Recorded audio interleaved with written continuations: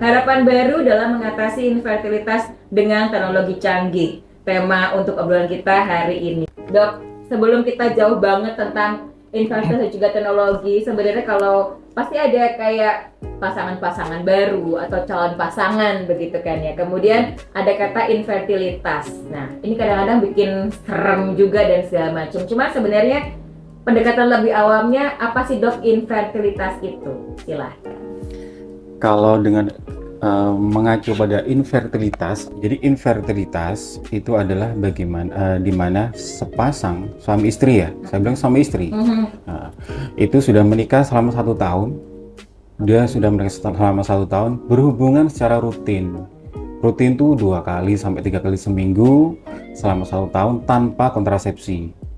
Nah, beda ceritanya kalau LDR, habis nikah pindah kerjanya beda kota. Tapi kalau ini satu rumah sudah berhubungan rutin, tapi selama 1 tahun bila sudah berhubungan rutin tanpa kontrasepsi, hati-hati, itu sudah kita sebut sebagai infertilitas. Ya.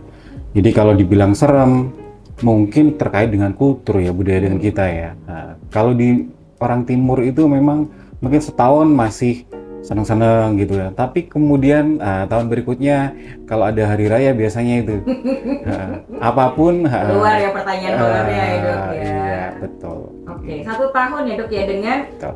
intensitas yang rutin ya dan tanpa kontrasepsi, tapi ternyata tidak ada hasilnya. Nah, ini harus dipertanyakan juga. Berarti ada faktor-faktor ya dok ya yang memungkinkan itu terjadi. Kira-kira apa saja dokter faktor yang memungkinkan itu terjadi? Iya pasti, selalu kita harus waspada di situ.